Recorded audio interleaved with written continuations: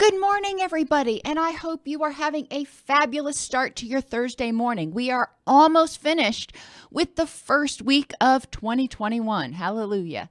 So, we are going to be discussing organization in just a minute. I want to give people a couple more seconds to join before we get started.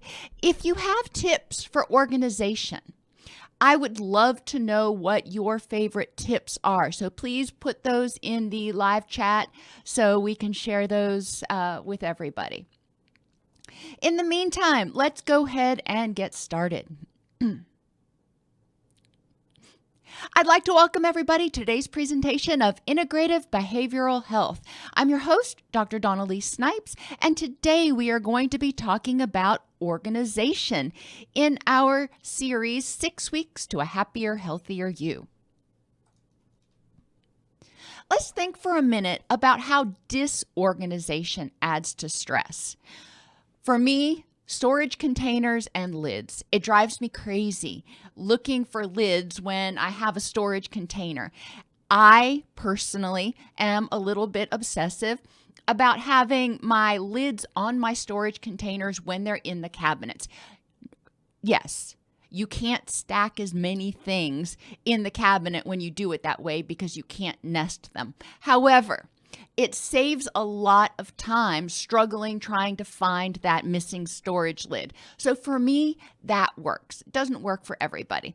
But all of us struggle with the whole, where is the lid to this container? So having a strategy that works for you is going to be really important. My stepmother used to have all of the dishes nested very nicely, so it took up less space. And then she used a plate organizer, and in each one of the slots, she put different sized lids. So she knew, right where the medium and the large lids were. So that was another way to look at it. Forgetting stuff at the store or running out of stuff. Nothing is worse than being in the bathroom and realizing you have no toilet paper, or trying to cook something and realizing that you have no butter, eggs, milk, whatever it is you need, and having to go back to the store to get it. Now, obviously, in that very moment, you've got a lot of other stress that's happening, but sometimes you leave the store. I know I've done it myself. I'm actually walking out of the store. I've already waited in line. I've already checked out, and I'm getting to my car and I'm like, I forgot. And I need to go back in to get stuff. So forgetting stuff at the store can waste a lot of time that is so precious in our lives. And it can cause frustration either when you realize that you've forgotten it or at some very inopportune moments. Losing your keys. How many of you have lost your keys or not been able to find them in the morning when it's time to go? And I know if my husband is watching this right now, he's rolling his eyes. He's like, that's you. And it is. I try to remember to always put my keys in my purse and put my purse on the foyer table. Doesn't mean I always do it. And the days that I don't do it, that increases my stress as I start my day because I'm frantically running around looking for my keys. How much more energy would I save? How much more positive would my day start off if I really focused and remembered to put my keys in a place? Some people have a key hook by the door. Wherever works for you. I find if I can't find my keys, or if I can find my keys, a lot of times I can't find my purse if they're not together, which is why I put those together in the foyer area. Work or school papers and supplies. Whether you're in college, you're in high school, or you are, working, you may have things that you need for work, whether it's your briefcase, papers, your cell phone. If I remember when I worked at a chain store when I was in college, I had a smock that I had to wear. And obviously I needed my uniform pieces. You may need your nameplate, whatever it is that you need. Make sure that you know where you store it, so the beginning of your day does not end up chaotic. Paying bills and remembering holidays is also something that can be more easily accomplished, and you pay more attention to it if you are organized. For example, where we live, our water bill comes and it is this little thing that's smaller than a postcard. And with all of the junk mail we get, it is really easy for that silly little bill to, kind of get shoved into things as the post person is putting mail in our mailbox. So knowing that, having a notification on my calendar that, it's, we need to remember to pay the water bill, then if I haven't seen it come through, it triggers me to log online and pay the water bill. So it's a lot easier. So organization comes in many different forms, and it can be very, very helpful. Talking about our PACER benefits of organization, it's not just creating a neater environment. Although when your environment is more organized, if you follow feng shui, it would say that the qi has a better flow throughout your living space, throughout your working space. But in general, people tend to feel more relaxed and lighter when they are not feeling like they're drowning in stuff. So physically, organization can actually reduce stress, especially for people who like to have things tidy. But when we're organized, then we know where everything is. We're not stressing about, I wonder where this happens to be. When we're organized, it helps with our allergies. If you don't have crap everywhere, it's a whole lot easier to dust and get rid of the dust and the dust mites and the animal dander and whatever else that you're allergic to. So you can run that microfiber cloth over flat surfaces really quickly. You can Swiffer really quickly. You're not having to, move heaven and earth in order to try to get the vacuum or the Swiffer around. And you can find your needed medications, food, and toiletries easier. You're not standing there looking in the refrigerator forever, and you don't run out of them. How much does it really suck if you are, taking your medication in the morning, if you have your allergy meds or any other kind of meds, and you realize that, oh crap, this is my last dose. If you had it organized, you would have noted ahead of time that, on February 2nd, I need to call in for a refill. Or, I note on the refrigerator that we are about out of toilet paper. And then I know when I go to the grocery that I can get it. Affectively, when we're organized, we tend to be more relaxed because we're not stressed out about trying to remember where we put something. And that helps us be more confident as well. When we have more energy, when we're more relaxed, we feel like we know what's going on. It just helps with our mood.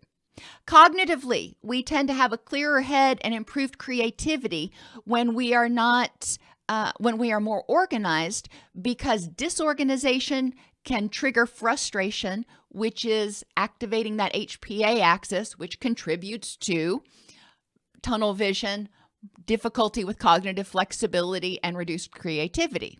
It all comes back to that, multiple physiological axes, the HPA axis, the HPG axis, and the HPT axis.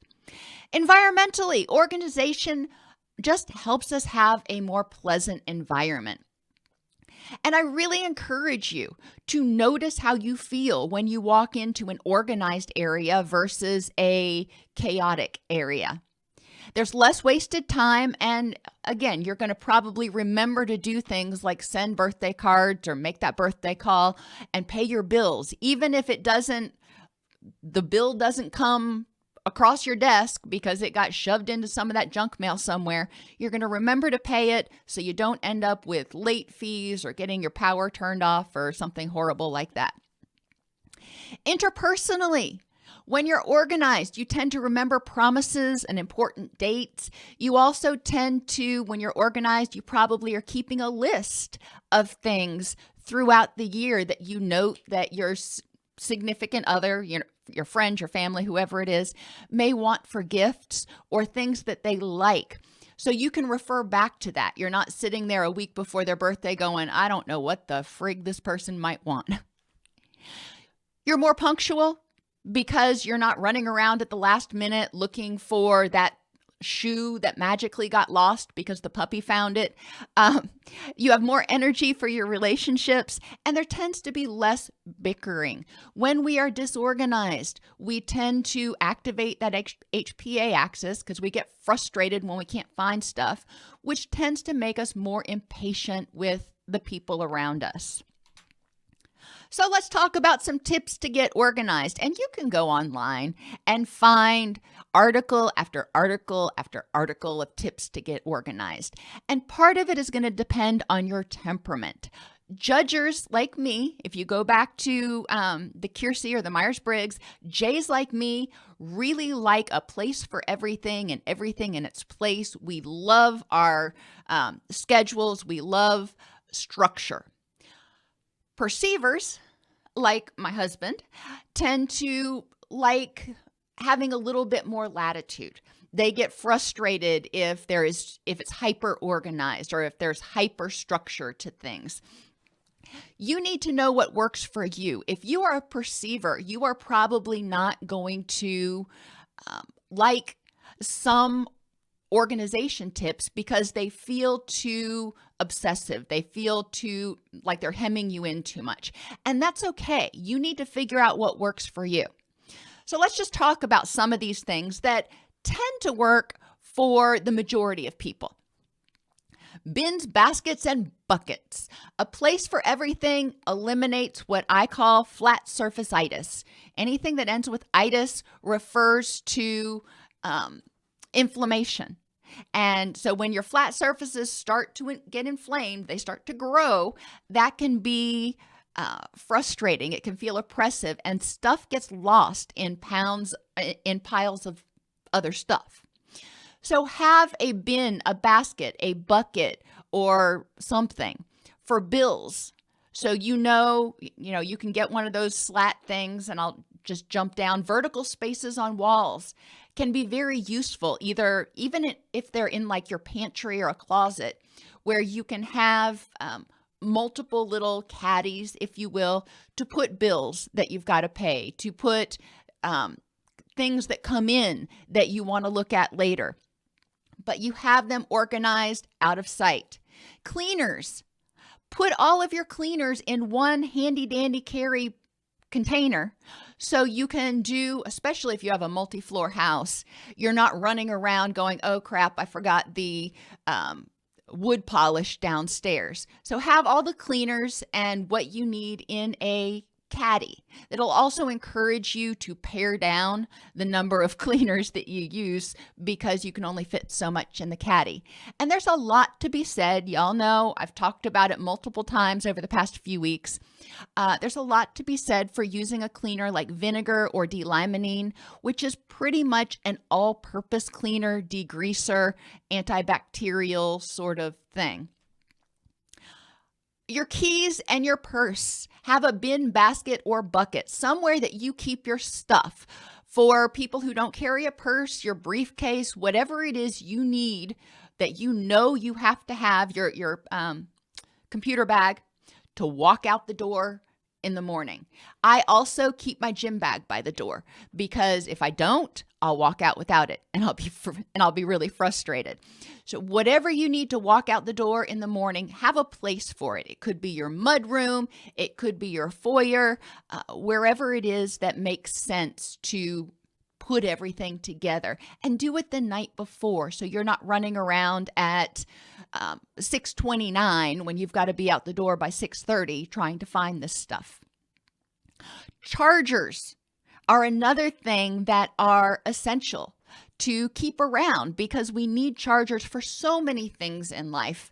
And I get very frustrated when we have all these power tools and all of these power tools that have chargers that go with them, but nothing is labeled. And it drives me nuts. I want to keep the power tool with the charger. a lot of the times the chargers don't say what they go to. It just says Black & Decker or something. So get a label maker or masking tape and a marker and identify on every charger what it goes to. So you know, that way when you are trying to get that power screwdriver out, you can find the appropriate charger. But it's helpful because chargers and cords and everything can get overwhelming. Figure out a way to organize your chargers. Now you have your industrial chargers like for your vacuum cleaner and your power tools and things. Those may need a bucket or a bin themselves, and one of those $8 Tupperware bins from the dollar store. And then you have your chargers for your stuff you use every day, like your laptop and your mobile phone and your tablet and whatever else. Have those organized. They have lots of neat caddies and charging stations that you can get now. Some of them can get pricey, but some of them are actually affordable. And you want to think to yourself, what is your return on your investment? Spending $10 now may save you over the life of that charging caddy, may save you 20 hours worth of struggling to find chargers. How much can you gain? How much can you do in those 20 hours that you would have lost looking for your caddies? Or looking for your chargers. Use vertical space. I already talked about that. The backs of doors are very frequently underused. I got a shoe caddy that goes on the back of the door. Excuse me. And I have it on my closet. The back of my closet door, but instead of putting shoes in it, I have extra toiletries. That's where I have my extra soaps, my extra razors, my extra Q-tips. You see where we're going here. So I have a place for those things. When we go to the dentist and we get all those little travel size things that dentists tend to give you, I have a caddy for those things too. That way I always know where I can find my travel sizes of things, and I know where my backups are. So those things can be helpful. I also use, I think they're normally for shoes. They go on your, not curtain rod, on your closet rod, but they're vertical and they've got little pouches in them. And I use those pouches to put my different scarves in. That way I'm not always struggling to find scarves. Another thing that you can do if you don't like that idea, use a really sturdy hanger, preferably a wooden one, because the plastic ones will bow and break. Trust me, been there. And you can use the cheap little round things that hold your shower curtain hooks. Put those over the wood hanger along the bottom, and then you can loop your scarves or your ties through those things. So that's a cheap way to have a scarf or a tie hanger. Schedule deadlines and email and push notifications. Now this, depending on your temperament, may be broader or more narrow. For me, I have multiple push notifications and things scheduled throughout the day, and I even schedule in things like working out, because if I don't schedule it, then it may not get done. That's just the way I roll. Opt for square storage containers. Square things, no matter where you're storing them, are going to are going to be more space efficient than round things.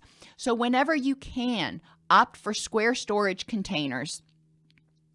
Use checklists.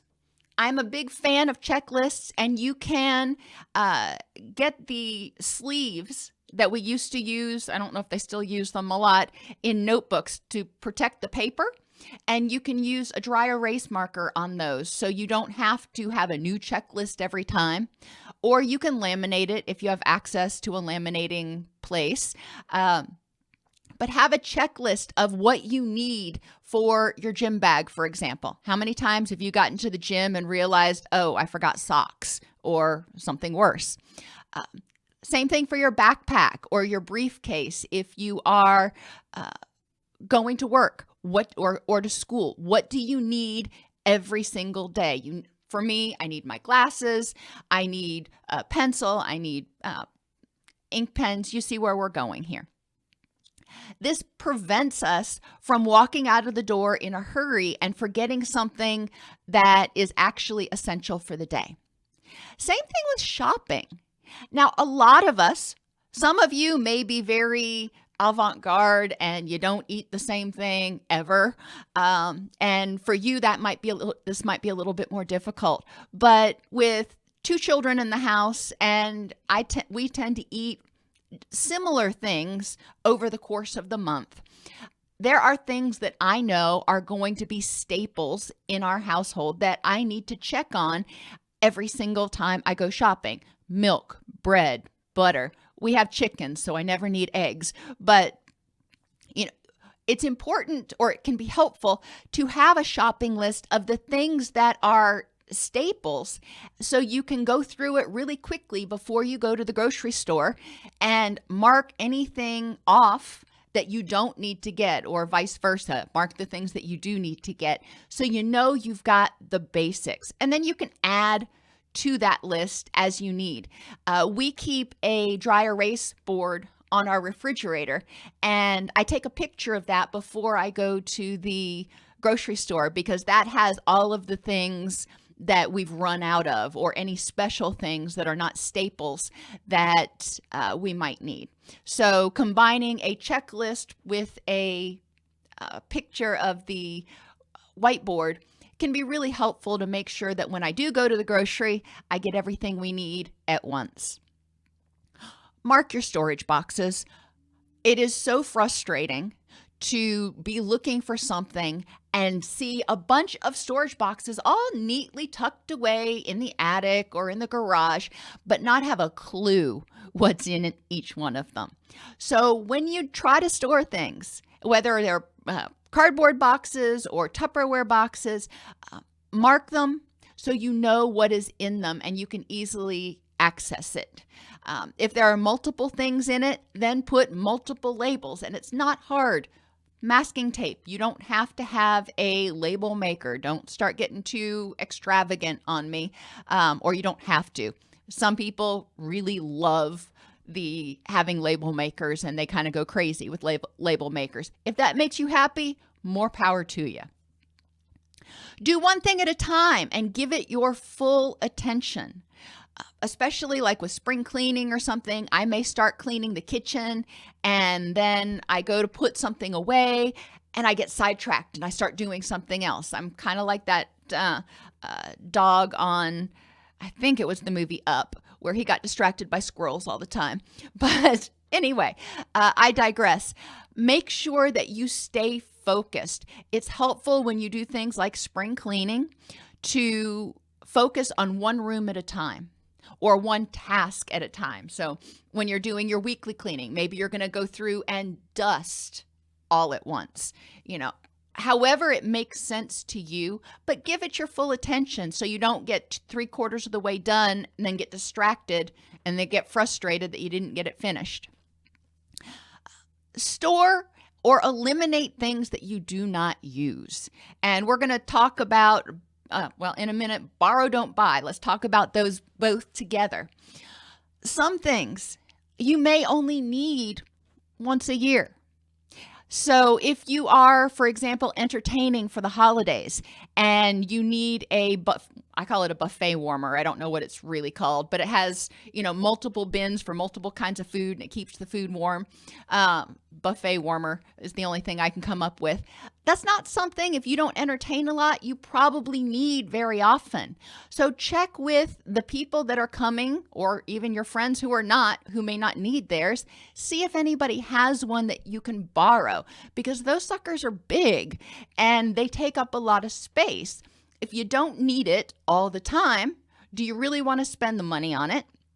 And do you really want to give away your precious storage space having it? So borrow, don't buy when possible for things that you don't use very often. For other things that you are not using, for example, your winter coats in the middle of summer, Store them.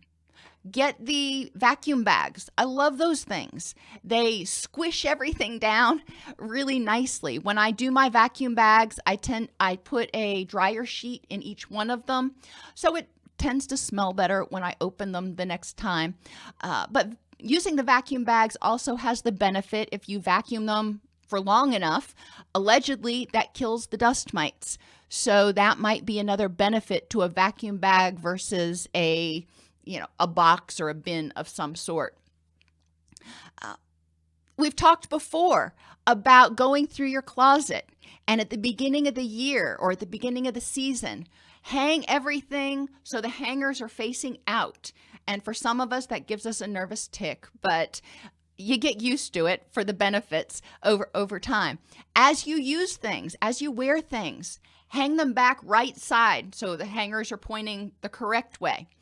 At the end of the season, anything that is still hanging, hangers facing out, that's something you didn't wear. And you really need to ask yourself, am I ever going to wear this again? If not, donate it. If you have 18 million pairs of socks, consider donating them to homeless shelters, because a lot of times people end up with far more socks than they need. I know we have that situation at our house, and it can be overwhelming sometimes when you have, when you're trying to sort socks and everyone has a slightly different cuff on it and it takes forever to sort. That's just me, but if you have extra things, consider donating them if you're not using them all the time. I mean, you really only need 14 pairs of socks, 28 if you do laundry twice a month and you go to the gym every single day. How many pairs of socks do you really need? Simplify. Try to get 3-in-1 space saver machines. We just got a air fryer, convection oven, microwave combination for my mother-in-law, and she really loves it. They have very limited space in their new house, and it cleared up a lot of space on her countertop because she did have other things and other appliances. Appliances take up a lot of space. So think about what you need and try to get things that are combination things that you can use. And try not to over-organize. If you over-organize, then you may not actually keep up with it. For example, and I will admit my drawers that I have. When we talk about, undergarments, I don't fold all my undergarments. I have a drawer where I have each type of undergarment in it. And that, for those of you who are obsessively organized, that is probably, like drawing fingernails down a blackboard to you. But it works for me. I know I will not be good about organizing and continuing to fold my skivvies every single week. So that works for me.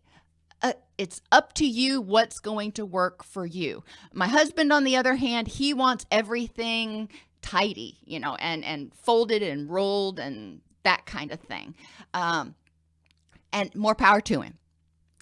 We've already talked about the refrigerator whiteboard, and you can use that for shopping lists. You can use that if you've got kids that you've got to tote from here, there, and everywhere. If you've got things coming up that you want to remind people of, whatever it is. Refrigerator whiteboards can be really effective because everybody goes to the refrigerator. Manage your time. And a lot of the things we're talking about are going to help free up a lot of your time. But once you have that free time, manage it. Keep a list of things that you want to do, that you need to do. When I work with clients on time management, I have them make a list of everything that they need to do, and I just kind of put it out like that. And generally they have this list that just keeps going and going and going. And then I say, okay, I want you to go back and highlight everything that is a must do. If you don't do this, something bad is going to happen. You've got to pay your bills or they're going to turn off your lights. You got to pick up your kid from daycare. What are the things that you have to do? All right, highlight those. Those are the things that you need to figure out how to put into your day. Those are non-negotiable. Of those things, how many of them can either be simplified or delegated? Is there somebody else, maybe a neighbor or your significant other, who can pick up your kid from daycare or pick up your dry cleaning? Not everybody is that close with their neighbors, but some people are, besties, and that may work for them. So whatever is essential, figure out how to delegate what you can and simplify the rest. Yes, you may be the one that's in charge of making dinner every single night, but that doesn't necessarily mean you have to make a 5-course meal from scratch. There is a beauty in casseroles and slow cooker meals and pressure cooker meals. So looking at things that can simplify. And when you cook in a slow cooker, for example, or the pressure cooker, then a lot of times you only have one dish. I'm big on casseroles because I hate doing dishes. So that also saves you time cleaning up the kitchen later. Get creative. Go online. Look for recipes that sound interesting, that can be simple, that can be made ahead of time.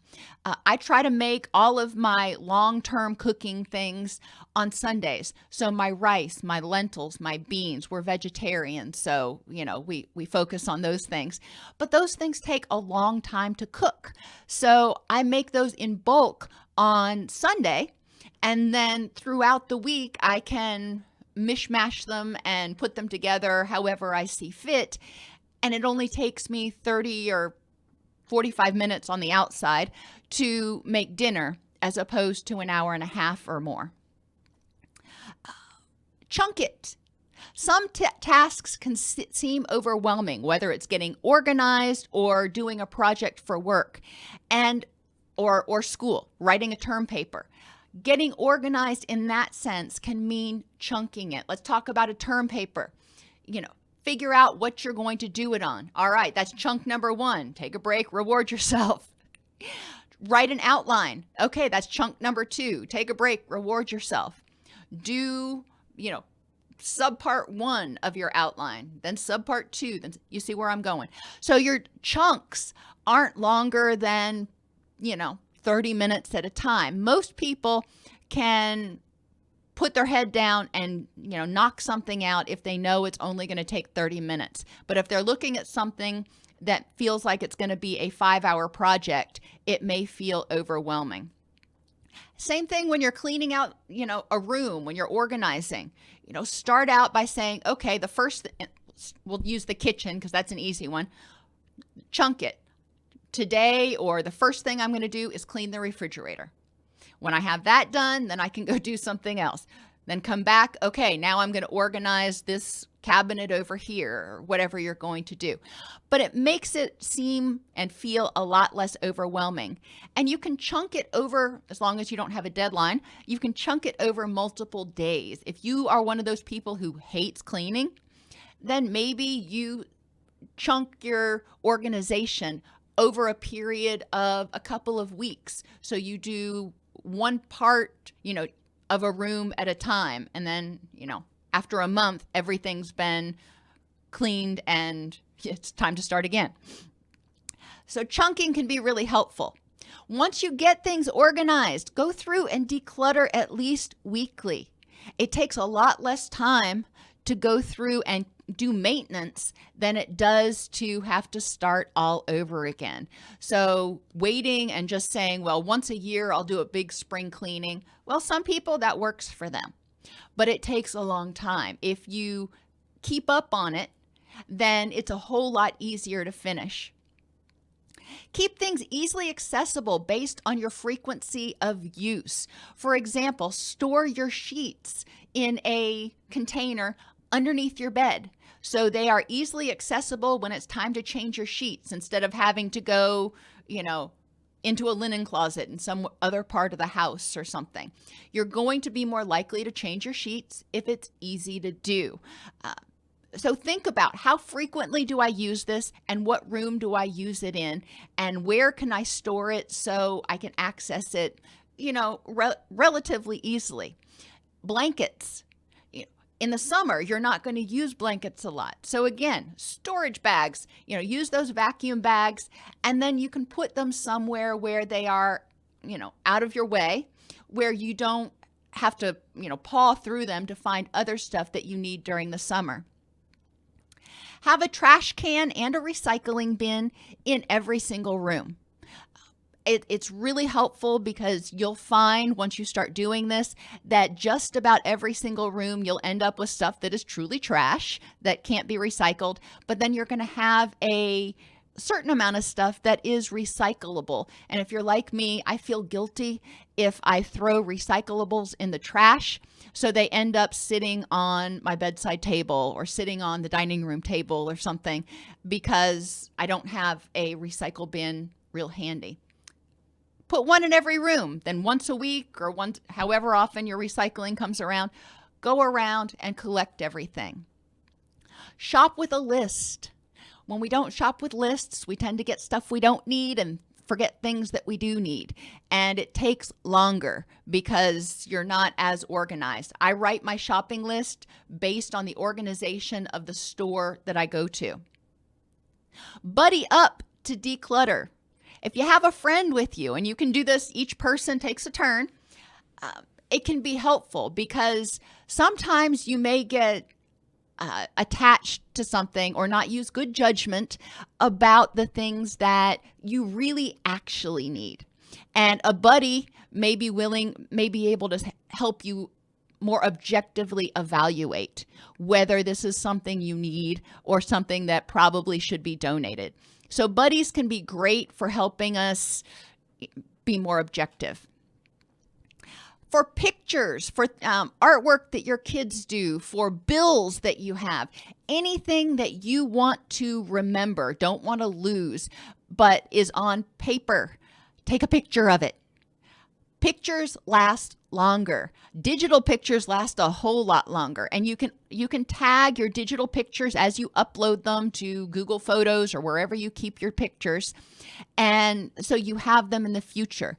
If it's something like receipts or your kids' artwork that you would be devastated if it was lost, make sure you have a backup somewhere, But scanning it in or taking a picture and tagging it to make it easy to find gets rid of all of that paper and all of those files. I mean, I know we have, back from, 1990, we still have tax returns in the ceiling or in the attic. So, it's definitely helpful. Begin each day with a plan. And if you're a perceiving type of person, you're more spontaneous, just have a general idea what you're going to do that day. For those of us who are more structured, I like to think about, what steps I'm going to take throughout my day. And I have it broken down into like hour, 2-hour chunks. Wear a watch. That way you can stay on time. Most of us are really bad at estimating how much time something is taking us, and we can run late. And when you run late, if you're not paying attention to the time, then you can feel more harried. So a watch helps keep you organized. And keep a list of activity, date night, and vacation ideas. So when it comes time, to do something, maybe it's Saturday and you want to do something with your family, you don't have to sit around kind of scratching your chin going, well, what do y'all want to do? You have a list of activities that at least one person in the group has suggested that you might do, and you can identify what the family might want to do. And that does save time, because sometimes you forget about things. I know there is a place that is the next town up from us that has laser tag and bungee bouncing and all kinds of fun stuff that I've always wanted to go to, but my kids have resisted. But it's still on our list because one of these days I'm going to wear them down and we're actually going to get to go there. And the same thing for vacation ideas. You know, you may be watching television and you see an advertisement for somewhere that sounds like a great place to go. But if you don't write it down, you may not remember it when you're trying to plan your vacation, and you just end up going back and doing the same vacation that you do every single year. And then you end up frustrated because it occurs to you later that, oh, well, we could have done this, that, or the other. Obviously, these are not, and this is not an exclusive or comprehensive list of things to do to get organized. But I think for most of us, we can find 2 or 3 things on this list that can help us save time and reduce frustration, which will ultimately help us be happier and healthier. Do you all have any other tips that I haven't gone through that you're like, oh, Dr. Snipes, you really have to know about this one. This one made the huge difference in our lives. One of the things that I don't think I did talk about was hammocks. And my kids used to have lots of stuffed animals. They're older now, so they don't have as many. But they would use a hammock and they would attach it to the ceiling, and then all of the stuffed animals would be in the hammock, kind of like this great big stuffed animal Noah's Ark. And it got them up off the floor, off their bed, so it was easier to make their bed. But their beloved little stuffed animals were all still there. My daughter has been very creative about different ways to store some of her treasured stuffed animals, putting them on boards and, you know, kind of making it almost like a little bungee seat and putting the boards, hanging the boards on the wall. So there are a lot of different ways you can do it, but those hammock things can be helpful or can be really useful, especially if you've got high ceilings so it doesn't feel like the ceiling's closing in on you. For stuff that you want to have for some reason, but you don't use it, again, you don't use it every day, having a hammock up that contains those things can be helpful. You can also use hammocks that are suspended from the ceiling to store, or I call them hammocks, I don't know what else you would call them, mesh bags, to store balls, for example, your kids' sports balls. If you've got dogs, have a bin or a basket where you store the dog's play toys. We also have a bin where we store the dog's little outfits because our dogs do have little outfits.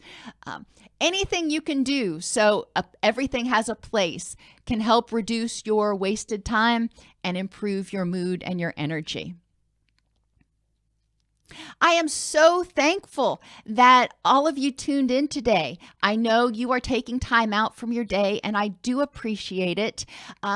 Please remember, we do this every morning at 9:30 Central Standard Time, 10:30 Eastern. And I love to have you here. I love to hear from you, and I look forward to seeing you tomorrow.